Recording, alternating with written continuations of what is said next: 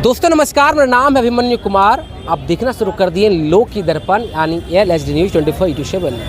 मौजूद हूँ मैं बुद्धा स्मृति पार्क के पास, और लगातार एक बात बिहार में अक्सर कहा जाता है राष्ट्रीय जनता दल के बारे में, लालू प्रसाद यादव मीन्स जंगल राज, लालू प्रसाद मीन्स चारा चोर। ऐसे में आइए यहाँ से हम जानते हैं कि इस पर क्या सोचते हैं लोग, क्या कहेंगे इस पर। 2 आरोप जो लगाए हैं वो लगाया कौन था, शुरू कैसे हुआ था, अगर इसका बहुत पीछे से अगर हम जाएंगे, जैसे जंगल राज की बात करते हैं। जंगल राज कहते किसको है, परिभाषा आया कहाँ से। जंगल राज जो टिप्पणी पहली बार किया गया था वो कोर्ट ने किया था, और जो बिहार के अफसर है उसके लिए किया गया। हाँ, जो है उसके लिए किया गया था, नगर निगम पे जो ही बोल रहे हैं। हाँ, जो एक तरह से कर्मचारी है उसके ऊपर बोला गया था, ना कि सरकार के ऊपर। लेकिन मीडिया इतनी शब्द तो नहीं यूज करना चाहिए, लेकिन इतनी हरामजादी चीज़ है कि बायस्ड हो करके और केवल उस आदमी को डिफेम करने के लिए जहां मौका मिला वहां कोशिश किया है। जैसे ये वाला शब्द को यूज करने के लिए जो जंगल राज का शब्द है, हम पूछते हैं जंगल राज है क्या। अगर जैसे जवाब में अभी राजनाथ सिंह आए थे हाल ही में, तो उन्होंने कहा कि लालू प्रसाद केवल चारा का चोरी नहीं करते थे, वो हफ्ता भी लेते थे। हाँ, यही हम बोल रहे हैं कि जंगल राज जैसे शब्द जो है, पहले उसका हम आपको बता दें। जंगल राज है क्या। आप कहते हो कि लालू यादव के राज, गलत है, आप डिफाइन करो ना।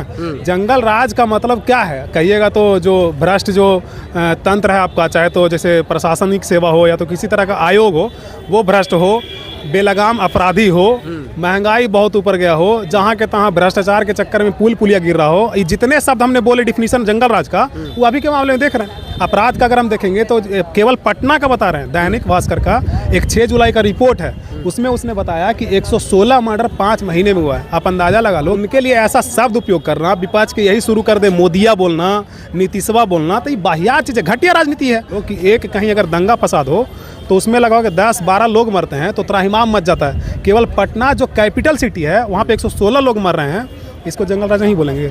अगर भ्रष्टाचार की बात करें तो 22 पुल 27 पुल बिहार में गिर गया।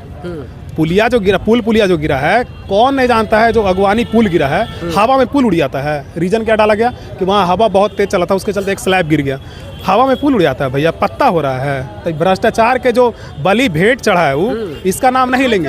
अगर आते हैं प्रशासन के ऊपर, यहाँ गांधी मैदान से 100-200 मीटर की दूरी पे जो खेमका है, गोपाल खेमका, गोपाल शायद वही नाम है, गोपाल खेमका, इतने बड़े वरिष्ठ समझिए कि बीजेपी का नेता उनको कहेंगे, ऊपर से व्यवसायी हैं, तो इतने बड़े बड़े लोग को थाना के लगा कि यादव है मारने वालों में। बताते हैं आपको, सुनिए। जो थाना के जस्ट पास में लगा है, हम पूछ रहे हैं यादव हो, चमार हो, भूमिहार हो, दुसाध हो, अपराध है, अपराध है। कौन किया, छोड़िए, हुआ किसके शासनकाल में ये बताइए। अगर यही राजद के शासनकाल होता तो बोलता कि यादवों को छूट दिया है। आपके समय कैसे वो किया। अगर आरोप प्रत्यारोप हमको अच्छे से इस चीज़ का इतना जानकारी है कि वो यादव था कि क्या था, और कौन उसको मरवाया, कौन मास्टरमाइंड है, ये शायद उसका कुछ उसमें है दुविधा भी, हमने देखा नहीं अच्छे से।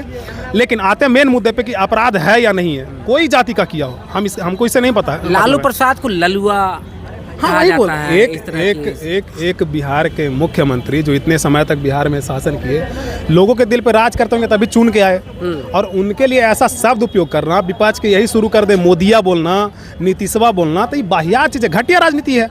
आपको जो एक हेल्दी राजनीति होना चाहिए, इसको कहाँ से हम मानेंगे? एक बाहियात रोड छाप जो एक लड़का कहा रहता जाता है कि उत्तर प्रदेश में अखिलेश यादव को टोटी चोर कहा गया, भगवान श्री कृष्ण को माखन चोर कहा गया, लालू प्रसाद को चारा चोर।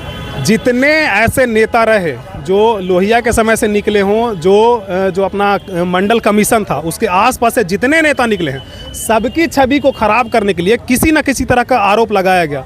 टोटी चोर का क्या मतलब है? वो जो इंसिडेंट बताया जाता है कि कहीं होटल में गए थे, क्या बेतुका बात है यार। मतलब कहीं होटल में जाके इतना वो गरीब आदमी है कि वो टोटी को चोरी कर रहा है, तो उसका जो छवि केवल है उनको खराब करने के लिए किसी भी नेता का, किसी भी हम आ रहे हैं उस पर, किसी भी नेता को हो जो उस मंडल कमीशन के आसपास के जितने नेता हैं उनके, चाहे तो आगे चल के जो उनका उत्तरदायित्व लिए हैं, उसका छवि को खराब करने के लिए मीडिया इसका काम किया है। ठीक है, अब आते हैं बिहार में। जो पूछते हैं लोग कि लालू जी क्या किए हैं, जो चारा घोटाला का जो उसमें आरोप लगता है, उस पर पहले आपको हम क्लियर कर दें कि चारा घोटाला का जो शुरुआत होता है उसको आप देखिए तो जगन्नाथ मिश्र का कहीं चर्चा नहीं दिखेगा आपको।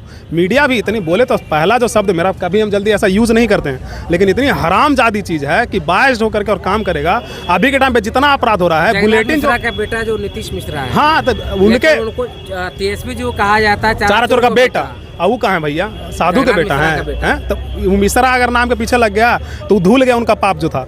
अगर कुछ इनका है जो तथाकथित जो आप नाम ले रहे हैं चारा घोटाला का, उसका बेटा ही हो जाते हैं। अभी एक नया नाम लेकर के आया था जीवेश मिश्रा, शायद वही नाम है ना, जो दावा चोर हैं। तो दावा चोर और चारा चोर जब वहाँ निकल रहा है तो मुंह से नहीं निकलता, अच्छा तो मीडिया का हिम्मत नहीं है कि सामने आके इस बात को रख सके। लेकिन अगर कोई पिछड़ों का आवाज़ अगर उठा रहा है तो उसका छवि को धूमिल करने के लिए आप चारा चोर का इल्जाम उसमें लगा देते हैं। उसको क्लियर करने के लिए आपको हम बताते हैं कि उसी इन्वेस्टिगेशन टीम का एक हिस्सा थे एपी दुराई। एपी दुराई उन्होंने एक बुक लॉन्च किया है, एक ट्वीट उनका है जिसमें उन्होंने क्लियरली इस बात को रखा कि उस समय ऊपर से प्रेशर आता था, जो अफसर हैं ऊपर से, जो सामंती सोच के अफसर थे, उनसे प्रेशर आता था कि इसमें नाम जो हाईलाइट करना है वो लालू यादव का करना है। उसके पीछे कौन है? जो एक आर.के. राणा थे, हमारे यहाँ एक जगदीश शर्मा थे, चाहे तो ये मिश्रा जी जगन्नाथ मिश्र हैं, उनका नाम को क्या करना है नहीं पता भैया, लेकिन हाईलाइट जो करना है वो लालू यादव है। अब जो लोग चारा घोटाला को बोलते हैं, उसके बाद कुछ जो लोग हैं जो दलित समाज से हैं, तब ना आरोप लगा, कोर्ट भी कॉन्विक्ट कर दिया, कोर्ट कॉन्विक्ट किया। तो भैया हम बोल रहे हैं इनको सजा मिला था, जगदीश मिश्रा का भी सजा मिला था, जगदीश मिश्र का सजा मिला था, इनको सजा मिला। किस बात का सजा मिला? इनका सबसे बड़ा चीज़ ये है कि जो ग्राउंड में जाकर के लोगों से मिलते थे, ग्राउंड में जाकर के जो लोगों को काम करते थे, बेहतर था कि सबसे पहला काम करते कि टेबल पे बैठ के जो कागज़ आ रहा है उसका निरीक्षण अच्छे से करते, उसके बाद कहीं साइन करते तो शायद वो नहीं फंसे होते। लेकिन उन्होंने इस चीज़ पर ध्यान न दे करके और लोगों के बीच जाना बेहतर समझा। यहाँ जो ऑफिस में काम होता था, केवल अपने जो साथ में काम करने वालों पर भरोसा करके साइन किया, अब बाकी जो कांड किया है उसके पीछे के भुगतना इनको पड़ा है। और जो अभी जो दलित समाज के कुछ लोग हैं, चाहे तो पिछड़े के कुछ लोग हैं, जो बच्चे अभी पढ़े लिख के आ रहे हैं, जिनको कोई ज्ञान नहीं कि उस समय क्या हुआ था नहीं हुआ था, जिनको इस बात का नहीं अनुभूति है कि कैसे समाज में एक गैप था, उसको भरने का इन्होंने काम किया है, वो सवाल उठाते हैं लालू यादव से। तो उनके लिए कहते हैं कि ये कविता आप सुनिए और समझिए कि क्या उन्होंने किया था। ये कविता लिखे थे उनके लिए कि जब वंचित मजदूर शोषित का चीख सुनाई देता था, अगड़ा पिछड़ा का भेदभाव चरम पे दिखाई देता था, जब ऊंच जात कहे जाने वाले नीच जाति को सताया करते थे, तुम नीचे बैठने लायक हो, ये लात मार बतलाते थे। अंधकार था जब चाहूं और कहीं रोशनी नहीं दिखता था, दलितों के बहन बेटियों का सरेआम इज्जत लूटता था, फिर हुआ धन्य धरा फुलवरिया का जहाँ लालू जैसा वीर जना, ये ऊंच नीच मिटाने को सरनी ने एक अभीर जना, इकट्ठा कर सब समाज को लालू आए सरकार में, फिर कौन है अगड़ा कौन पिछड़ा, सब एक सा इस दरबार में। रोटी तो कमा लेते ही तुम, कदकाठी कितनी अच्छी है, रोटी के साथ इज्जत दी उसने। कहानी है सच्ची है, जानोगे पहले की है कि क्या तुम खुद बेचैन हो जाओगे, सब कुछ रख दो सामने यार, तुम लालू के फैन हो जाओगे। हाँ, आज तुम कुछ भी कर सकते हो, तुमको कहने का अधिकार दिला है, पर जो अम्बेडकर जी ने संविधान में लिखा था, हकीकत में लालू जी ने बिहार में लागू करवाया है। तो जिनको इस बात की अनुभूति नहीं है कि कैसे उस समय जो समाज का जो एक तरह से गैप था उसको भरने का काम किया, कैसे उनको इज्जत को वापस दिलाने का काम किया, वो हैं जो सवाल उठाते हैं, बाकी कोई नहीं उठाता है। चलिए, तो अभी आप देख रहे थे लालू जी के ऊपर एक कविता उन्होंने जो लिखी, इस कविता के बारे में आपकी क्या प्रतिक्रिया है, कमेंट के माध्यम से जरूर दीजिएगा। आपका बहुत बहुत शुक्रिया, बहुत बहुत धन्यवाद।